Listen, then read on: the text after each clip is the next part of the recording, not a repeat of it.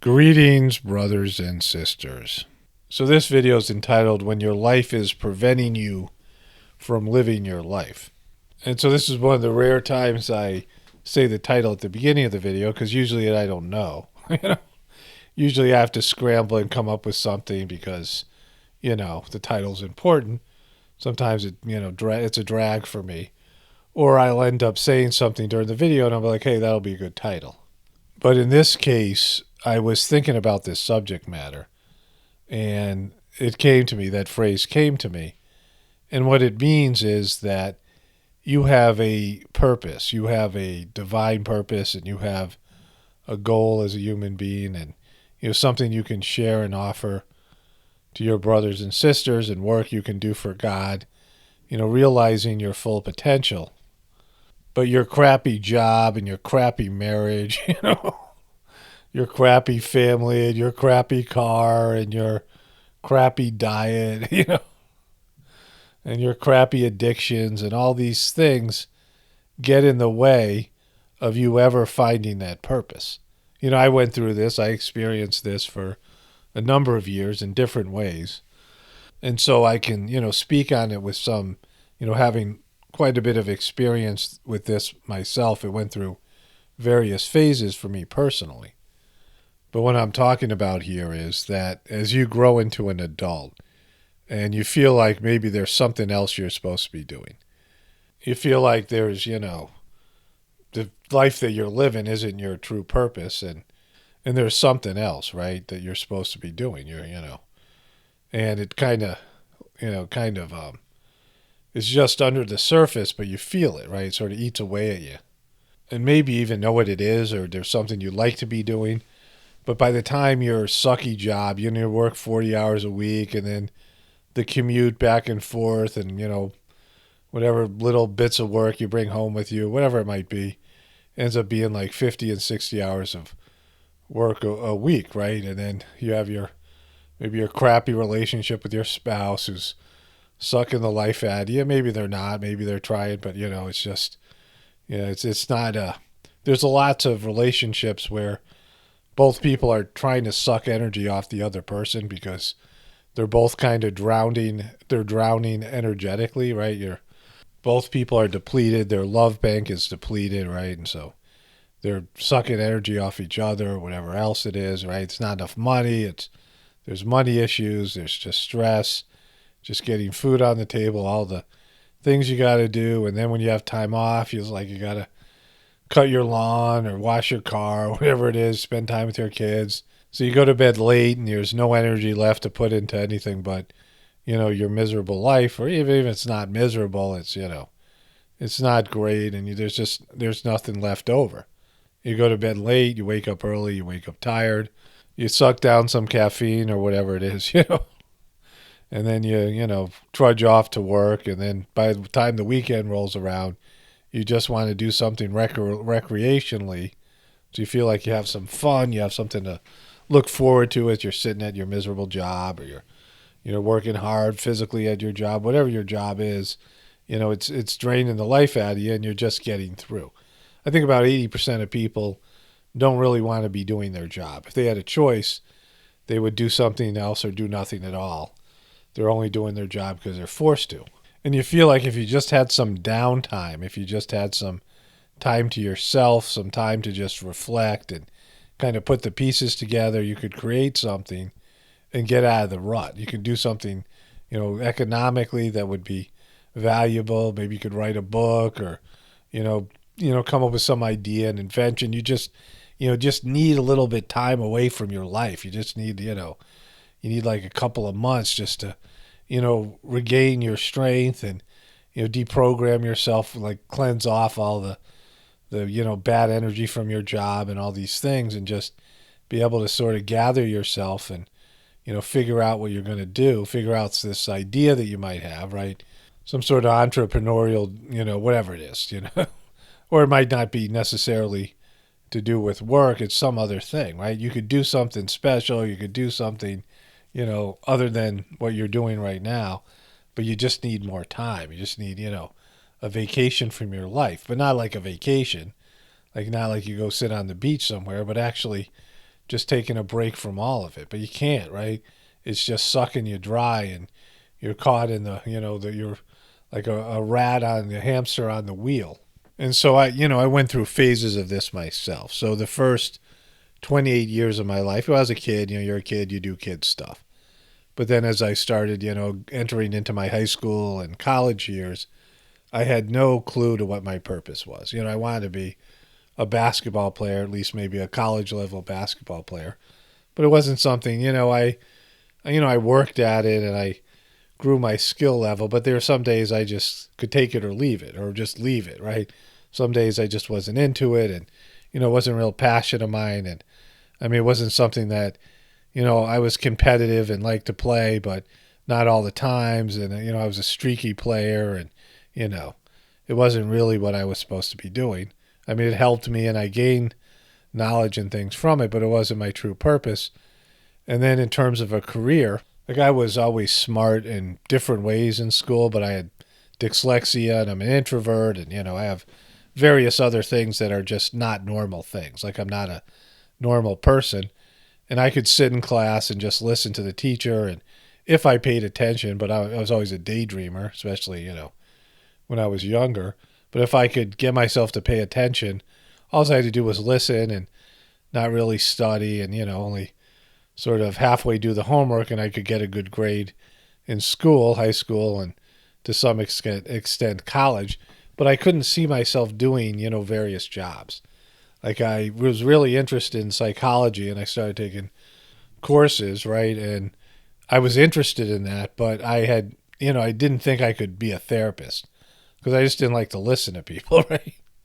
Like I didn't, foresee myself listening to people's problems.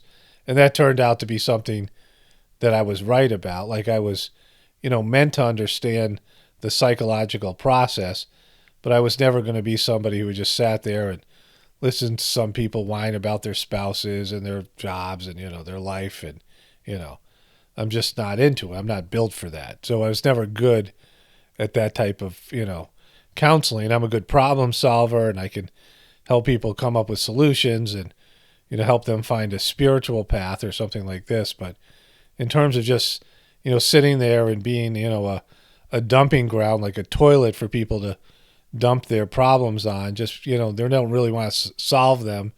They just want to unload, right? People just want to, get a patient hearing, as Master Charges used to say. Sometimes people just want to have somebody listen to them about their problems, sit there and just absorb it, not, say anything back or whatever, just, be there. And I'm just, I just don't really like to do that. Like, it's not my thing. And so, I gained knowledge, but I was, I went through 3 attempts at college. I quit college 2 times, and finally got my degree in human services. But what's happening was, I played, I had sports teams like YMCA teams, basketball teams, and flag football. I played with my friends, post college. I still hadn't, I had to go back to college, but my friends are in college and graduating from college. And, one by one, my friends were disappearing from the group. Like they would get a real job and they would move away, or they just didn't have time. They would meet a serious girlfriend, and they'd be, getting married, or they would just, they would just get snatched away from the group, right? They just didn't have time for the boys anymore, right? This is, what happens to people as they start finding their, their jobs or their careers in life. Even if it isn't something special, at least, it's what they're going to do. They're graduating to, some place in society. And I just couldn't find that place, right? And I was still, kind of lost. And, I started playing sports wasn't really fun for me. And I stopped drinking, and, I'd stopped using drugs. I just wasn't, into partying anymore. The things I used to do just didn't work for me, right? And I was living with this woman. She was a nurse, and we were like good friends, really compatible, but there wasn't like passionate sexual energy, one of those things where you meet somebody you're like, you're more like friends with or whatever, right? More of a friendship or lovers, right? And early on in our relationship, she got pregnant, and I, asked her to marry me. And, at the time, it felt like it would be a positive relationship and marriage.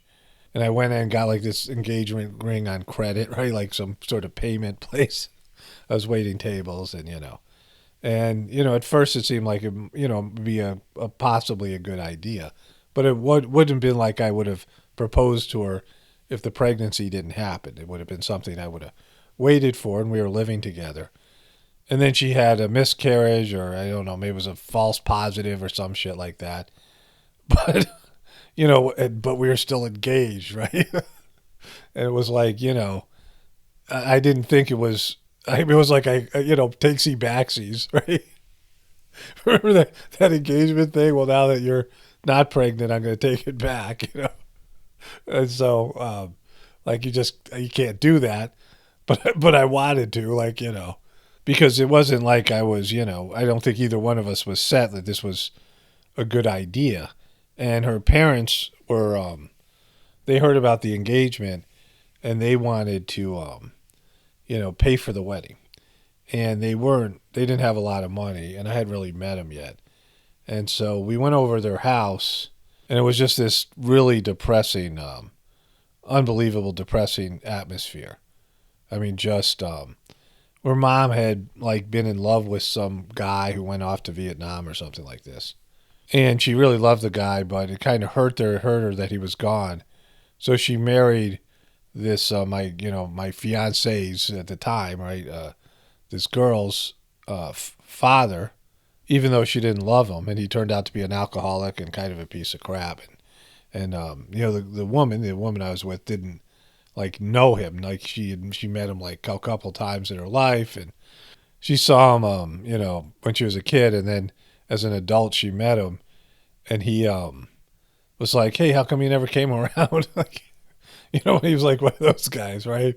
And so her mom had said to her that, never fall in love. It only break your heart. Just settle. I mean, just like the worst possible advice. And so like that's the level of parenting that she received. And so this guy impregnated this, the mom twice, and then she married this other guy and had a couple of kids with him, and he was like even worse, depressing. And he was the stepdad. And he was, he was there. I met him. He had like a long beard, and he was, dumb, really stupid, and he worked as a mechanic or something. But then, like, I don't know if he got fired or they couldn't pay him anymore, so he just went to work and volunteered. And the mom was like really, morbidly obese, and they had this beagle, this dog, and the dog's belly dragged on the ground when it walked. It was like, the fattest dog I ever saw. And it would have to like back up. They had this like a low couch, like it's like 18 inches off the ground, and the thing had to, get a running start and jump up and get all its like flap moving in the right direction so it could clear and make it onto the couch, right? And so and so I'm in this house, right, and it's the most depressing. Like it's like dusty and there's bad energy. It's one of those places where the TV's on and constantly, and there's 4 kids there, and they're all depressed. Her younger brother, her full biological brother, had went off to the Navy and was on like a submarine, and she had a couple other younger brothers, and it was just really depressing, right? And I looked at this and I'm like, there's no way I'm gonna be on the hook for some sort of wedding to this family, right? There's no way I want these guys paying, where I feel obligated, right? I'm locked into this family. Like I never want to come back to this house again. It's the most depressing place. And I'm getting stressed out because I'm like, they're not paying for the wedding. Like, I mean, I'm not even sure about the whole thing. I mean, it was a proposal out of being, I'm a lost person. This is long before I'm doing the heartfulness and stuff. And I never really, I didn't understand then, like in the heartfulness system, there's, you build an atmosphere, you build a spiritual atmosphere in your house, and you turn your house into an ashram. Like the ashrams in the heartfulness system, you go there, and if you're sensitive to it, I mean, most people I think can feel something. And it's such a pristine spiritual condition. It's radiating out this spiritual love, right? It's just, for people who've gone to these ashrams, some of you have done that, but it's just, these places are just like, it's like another realm. It's like you're in some heaven, you're like in heaven and earth, right? And so you can build that same atmosphere, a similar atmosphere in your house by doing the heartfulness system, meditating, doing your cleaning. And as you're cleaning, this cleaning that you remove all the day's impressions, and as you clean off your own spiritual grossness, you also purify your house, right? And so, as I became a practitioner of the heartfulness system, I started recognizing, like, I could go to places that I'm like, oh, this place, it might be a church or it might be a trail, walking out in nature. And I'm like, this place has, different, very high vibrational spiritual energy. And so I became more sensitive to it, but I was always somewhat sensitive. And so this house, like, this was it was like a cloud hanging over the house. And, like, things went south, after me and this woman broke up, right? Her younger brother was driving a car, and he wasn't drunk or anything. And, maybe I don't even think he was speeding, but he got into an accident, and he had a friend in the car, and the friend died. And the mother of the friend went psycho. She went full out vigilante, and she petitioned the district attorney and the police.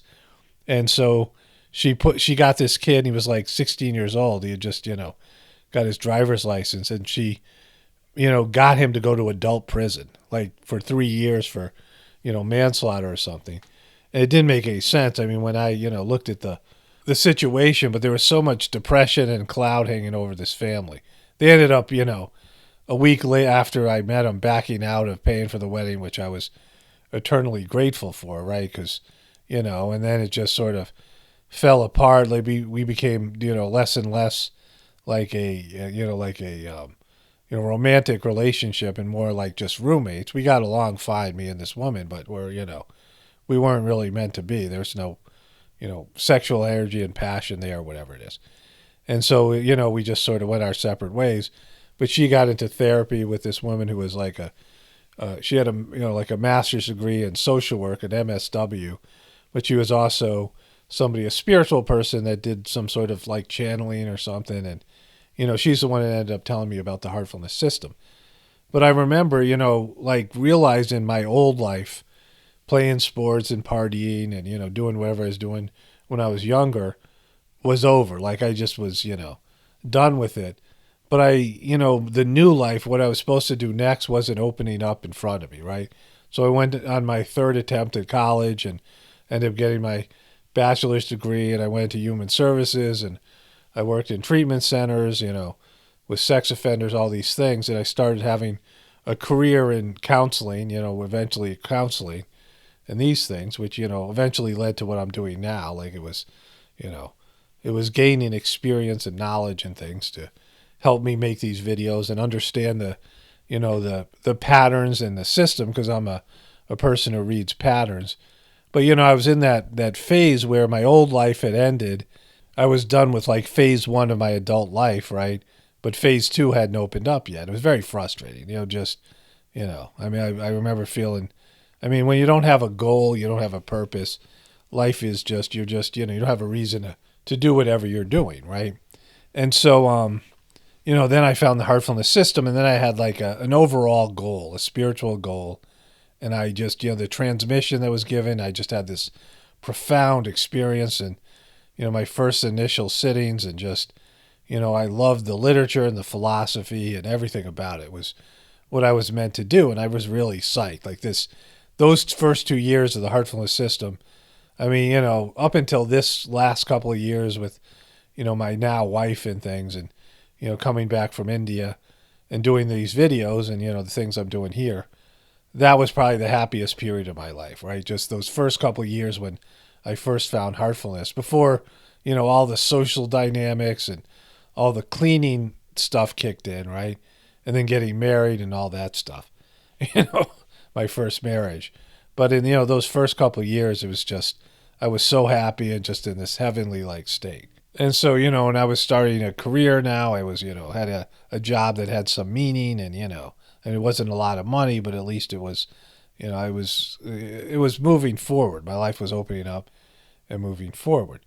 And then I got married and it was just, I got into that rut of just being overwhelmed and, my significant other, my spouse was just, a nightmare and just, had a lot of positive qualities on the surface and seemed to be a spiritual person and a person that, could potentially be, we could build a good life together. But the, crazy part, like, just there's just a brokenness, right? A victim consciousness brokenness there. I don't want to, get into the specifics, but it was just a nightmare. It was draining. And, we had 4 kids in 5 years, and she had 2 kids from a previous marriage. And, I was working in a treatment center. Now I'd gone back and got my master's degree during the beginning of the marriage. And that was, be working part-time jobs. I worked at a place that was like for, rich people to dry out, like a counseling center in Santa Fe, New Mexico for rich people. And I worked at places like Starbucks and other things like that, right? Just, while going to school full time and having kids and all those things, right? And just, life was just draining me. And then, I graduated got my master's degree in counseling. And then we were, we headed, we lived in Idaho for a little bit and then headed back to Massachusetts, where I originally started my heartfulness system, right?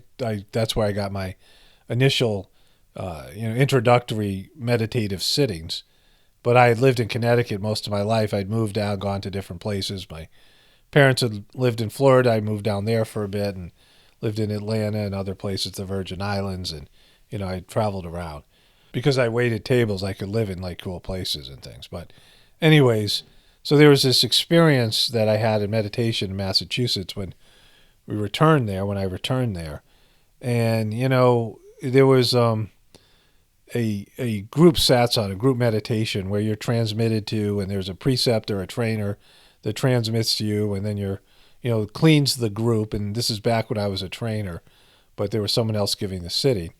And, cleans you, and there's a whole process that you go through. And, like, as soon as the meditation started, the person said, please begin. I felt this overwhelming, like, not overwhelming, but a powerful burst of transmission, something like I've never felt before and, like, haven't felt since. And there was this ringing in my ears. It sounded like what I thought was like a dynamo. That was the word that came to me. But almost like this, like an engine, right? This transmission. And, it was very powerful, very, it was something different. And I went into samadhi. It was like, it was just it was like a flood of this energy, this, transmission energy that, that comes from the heartfulness system. And I went into a deep state, like I just went out for about 5 minutes. And I came back out and like I knew that I just absorbed something. It was like my system had just uploaded or, downloaded a program, I guess. A program was coming into me, like in terms of using a computer analogy. And I had read about this sort of thing in the heartfulness literature, and it was called the Shruti, where, Shruti means to hear, where a, spiritual person will be given a, divine program and task, and it will come into them and, it'll open up and develop over time. So at that time, we were living in this cockroach-infested apartment. Like, to call it to really understand this, there was like times like I picked up futons we had that were lying on the floor, and there'd be like 300 cockroaches underneath. They go running into, the whole building was an apartment building, and there was, it was infested. Like there was just, no getting rid of them. They would have to have everybody leave all the apartments and, poison the crap out of them. And there was probably 1 million cockroaches or even more. I mean, it was this, it's hard to even describe how many there are. When we were moving, I was taking all of the, furniture and things. We were moving down from Massachusetts to Virginia, and I like took the dinner table, and I took out all the pieces, took it apart, and there's all these cockroaches in it. And I took it into the shower, and I, It was like one of those movable shower heads, and I sprayed it down. And these cockroaches just running out of every crack and crevice. Like there was like 100 of them embedded in the table. And I brought everything to storage in the middle of the winter, cold Massachusetts winter, to kill everything that was there. And even after all that, there were a few left over that we had to, we were unpacking, we found at our new place in Virginia. It was just like a, nightmare. And it was like a college apartment. It was in a college town, and there's a lot of noise and kids partying, and we were above a laundry room, so it was always like hot, And my ex was always, there was so much drama and things in the marriage. And I'd come home from this job working with sex offenders in a prison environment. It was a horrible job. Like the average span of a person who worked there, a therapist who did my job, a clinician was my title, was, like less than a year, like 11 months. And I was there for like a little bit over 3 years, I believe, maybe more than that. And so, it just wore down on me. My boss she had such horrible migraines. She was taking all these opiates, and I've told stories about the place. There was this one guy who was quitting, and he had got hired a month before I did. And he, I went up to him and said, "So you're quitting? Why are you quitting?" He goes, "Because I'm breaking down mentally, physically, spiritually, psychologically." He went through all these symptoms and all the stress he was experiencing, and everything he was saying I knew I was experiencing. I knew other people that worked there experienced. And so oftentimes they would, lose a clinician or a caseworker, and they wouldn't have a replacement. And so, then you'd end up running, instead of 12-person group therapy, which is way too many, especially for sex offenders. It was like 24 kids, or, just crazy. I mean, just, the whole place was like it was a nightmare, right? It was a difficult place to work, off the charts level stress. And the kids were just horrible people. Like, they were basically junior sex offenders, and many of them had horrible upbringing. Some of them were like gang members and things like this, right? Wards of the state. And I would drive home, and my ex was just, she had 4 kids, 3 kids and 4. My son was born there. We had a home birth, right? I delivered him. It was, it was like, that was a whole experience. And then we were in this, crowded apartment, and, I was making about, $32,000 a year. It wasn't enough to support the family. Just, it was just overwhelming stress. And my ex had big dreams, and, had these things she wanted to accomplish, but had difficulty executing them, and was, always bringing drama and psychological breakdowns and just all the things that, just a nightmare situation, right? And so it was that time that, we were at the ashram, the meditation center in Massachusetts, where I had this experience, this shruti, right? And I saw that there was, various stages of it. And the first stage was what I called shruti counseling service. And I wrote this workbook. Like I just, I hadn't really been on a computer much. I had very limited computer skills, and I hadn't really even been on the internet. And so I, just figured all those things out. And I learned how to do a PowerPoint. Like I made a PowerPoint presentation, and I wrote a workbook, a counseling workbook, at how you transform abuse. And someday I'll go through it. It needs to be updated. I know a lot more now, and there's things that I would change about it, so I have to rewrite the thing. But it was about how you take abusive energy and turn it into something, positive. And, there was all these things and techniques and all this information. I had a whole PowerPoint presentation, and I created, a logo, and I built a website using front page and all these things. I just taught myself all this stuff because there was this program in there. Like I had this, divine purpose. And I just knew if I just had enough time and energy, I could, make this into something, right? We moved out to the country and eventually, started a farm, and I was, trying to get the counseling thing going. And it just, it just wouldn't go, because sometimes when just part of it was my life circumstances and, having the kids and everything, and trying to, learn how to be homesteaders and doing the farm. But another thing is sometimes you're just married to an actual ball and chain, somebody who's, they're sabotaging, your collective work. And, it could be a person that, in my case, that actually was a visionary and, had aspirations and things, but just for whatever reason would sabotage those, their own personal dreams and the people around them. They just suck energy and they just create drama and conflict and, all the time. And it just sucks the energy out of anything you're doing. You can't accomplish anything. And so eventually, there was phase 2, which was the pockets of the future, this idea of pockets of the future. And then writing these books, I wrote The Choice, and I wrote the, second book called Egregore. That's just, it's basically finished. I just have to edit it, get it edited, and put it out there. And then there's a third book that I have to write at some point. But, I built the YouTube channel and started a self-publishing company. And, again, there was now, it was better than the counseling because it can be done at home and the internet with the, and doing the homesteading. And my family and I were homesteading, and we were, I was documenting that on the YouTube channel. But again, until the divorce happened and I was free from all this energy that was being, just all my energy was being siphoned away from me. And so, once there was the end of the relationship, I was freed up and the YouTube channel took off and was successful. And that, and you guys all know where, and this is a part of this original Shruti that happened, right?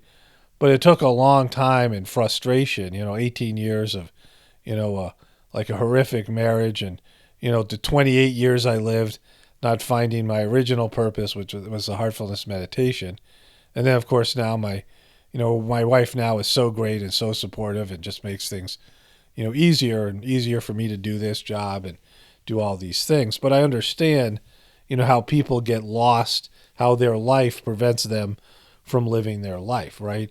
Because, especially if you have a lot of people are just married to people who are just dead weight. They're just, ghouls. They just suck energy out of you. And, whenever you have a good idea, something, they crap all over it. And, they, undermine you at every turn. And, and every time you think you're going to get ahead, they do something, they screw up in some way. And, you end up being the person that has to fix the problem. I mean, lots of people have those type of relationships. And then kids, you might have a couple of really good kids, but you have a kid who's really difficult or, just takes all your energy, or high needs kid, and, all these things. And, you end up in your crappy job and boss, and, you can't get out of it. I mean, you just can't get out from under it. And you feel like you have something inside of you, but, it's like your life is preventing you from, living your life, right? Living this, purpose, this divine purpose. And, there's no way I could tell people, each person, how to get through that, right? Because, it was something that just, for me, sometimes things just have to work themselves out and open up at the right particular time. And, I went through a lot of personal spiritual cleaning to get rid of all those things. Like, sometimes people will get into a marriage and get divorced, and then they'll find somebody else, and that person will be just like their original spouse, right? Because what's inside of them and what they need isn't been cleaned out, right? But for me, it was. Like, I could graduate to a real healthy relationship and, someone who's supportive, and we have just, a wonderful, compatible relationship.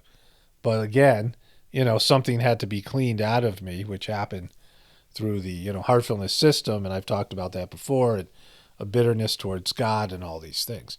And so sometimes you just, you need to remove things. Things have to be cleaned out inside of you, and you just have to learn, live through some crappy stuff to eventually find your purpose and your goal, and, sort of, claw your way out of the abyss of life, right? And so many people are in a situation where they have a dead-end job, and they have relationships that aren't working, and, they're drained, and there's just nothing, no energy, no prana inside them. This is the heartfulness system of meditation. The transmission, is something that can, it replenishes your love bank, right? Everybody has divine love in their hearts, and they come in with this prana energy, this creative energy, and it just gets drained from them. Their parents suck it out of them, and the school sucks it out of them. Schools are some of the worst things for, your prana, for your energy, and your finding your purpose. Because the schools are, you go back to a school now, you go look at a high school or elementary school, and they're like prisons. I mean, they were always like prisons, but even more now. I mean, there's not much of a difference in the structure of a school and a prison. There's only, now they have a lot of security in them. And once you're in there, you're sort of locked in there, right? They're there to keep kids, they're like babysitters so that kids, their parents, can go to work and produce. I mean, now with COVID, it's a whole new ball game. And oftentimes, the school actually takes you away from your purpose. It doesn't help you find your purpose. It sends you on the wrong path, right? And it makes you, dislike learning, and, it makes you averse, like you have an aversion to learning and to growing, and, your curiosity gets killed and all these types of things. And so the system itself like sucks the life out of you. But the transmission and the cleaning of the heartfulness system can help purify all these things. And, and each person has to work their way through these things, especially now what's going on in the world. But I know a lot of you have, you wish you were doing other things, or, this stuff that I'm saying resonates with you because you're stuck in this sort of a rut, and, you're with a person that, you barely, love anymore, or don't even, like, or whatever, but you have kids, and, you can't get out of the relationship, and you have a horizontal relationship as opposed to a vertical relationship with God. And through that relationship with God, your marriage is there too, right? Your marriage is a part of your relationship with God, and your spouse's relationship with God. Like you answer to God. You don't answer to your spouse, right? Like your relationship with your spouse, when you don't serve your spouse, it's, you're answerable to God, right? You go to God and say, God says, why aren't you being a good husband or wife? And you say, well, this piece of crap over here, right?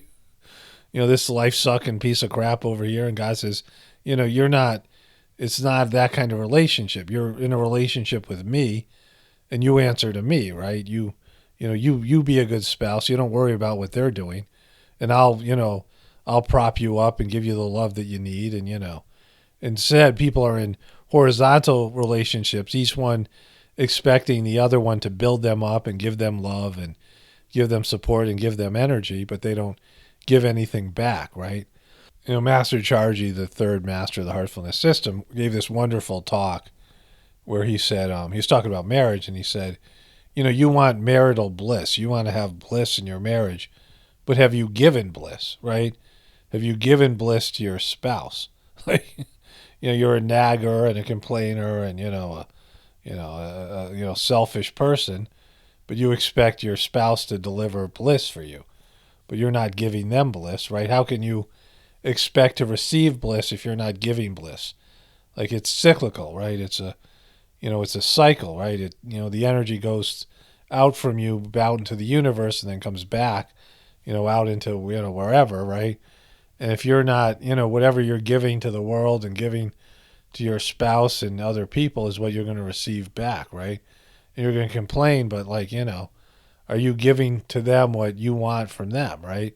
What you're not getting from them and complaining about, you're not giving to them or anybody else. So I think everybody gets the point. There's a lot more details in my story, and, a lot of frustration and disappointment. When we were on the homestead, there were these tasks, and, we were milking cows and doing things, and, there was these, plans, and I had all these plans to help, extricate my family from our situation and move things forward. And it was like, it was like the door was opening, right? It was like, all right, like all of a sudden there would be potential for something, right? There would be something, that was, starting to work. It was, it was going in the right direction, and then it was just like slam in my face, right? And something would happen or something would break down, whether it was the farm or, some kind of economic thing, to get the family going or whatever it was. And it was just like, it looked like the door was opening and things were finally going to turn in the right direction, and then slam, right? It just happened over and over again. That happens a lot on homesteads because, when you're not working in the system, it happens even in the system, it happens in the beast. But when you start dealing with nature, right, when you're growing food and you're dealing with the natural world, nature is, it's not fighting against you, but it doesn't make things easy, right? Well, nature actually does, grow food, and the sun provides food for your, crops and, your grass, which your cows and, other animals are going to eat, and whatever it is, right? And so nature helps you, but nature can turn on you in a second. I mean, it just happens. And whenever you think things are going well, there'll be some major problem. And if you watch, people homesteading, these reality TV shows, and, people doing these things, this happens over and over again. There's always something breaking down or some kind of issue, or, a late frost or an early frost, or, some kind of, whatever it is that prevents you from accomplishing things. And you just have to constantly be solving problems, and, can really wear you down. And that's what happened. And so, there was all these stories and things. I mean, I could talk for hours. I could make this video 20 hours and still not cover everything, right? Like we lived in a haunted house, and, possibly haunted, and the woman had owned it before us, had committed suicide, but the realtors never told us, and things like that. It was like, all these types of things. I mean, so many stories I have just about that. But anyways, in a bigger picture, eventually things have opened up in a different way, and, went through a lot of frustration. But, I approached it with the idea that I was supposed to experience these things as a part of the cleaning process of the heartfulness system. And I work towards gratitude. That's what I always talk about here. That, these things that you go through, it is, it's a means to an end, right? That nothing happens accidentally. And, no matter what difficult circumstances, whatever crappy people you have, whatever ball and chain you're tied to, whatever shitty job you have, whatever nightmare relatives, or, crazy kids, or whatever, whatever you have going on with you, just sucking you dry. If you think about it as being a reflection of something that's inside of you that you have to confront, or not just confront, clean out and remove and transform and transcend into something else, and, get rid of it so you can, all of a sudden something is removed from your internal world and it no longer manifests externally, and that's what I've been talking a lot about lately, especially now where like everybody just sucks so bad around you. So, you have to, the only thing you can do is work on stuff yourself so that, these people don't have a place inside of you, right? The suckiness that's in the outside world can't gain, purchase, can't gain, some sort of connection with you because you don't have anything inside of you, right? I mean, people are doing things that are, could easily make you feel hatred towards them. But if you remove the hatred, then it makes you feel nothing, right? You remove the anger, remove the fear, and then you're just watching things going on around you, and it's not really affecting you, and you're just, thinking about God and loving God and grateful for your existence, and, the whole world could be going to crap around you, and you're just, blissfully there with God, having a wonderful relationship, and, seeing the world through God's eyes, and, walking down your spiritual path successfully without a care in the world. This is Paul Romano, definitely reporting from the Apocalypse and the Ascension. And also, only spirituality will save this world. Everyone have a blessed day and be grateful.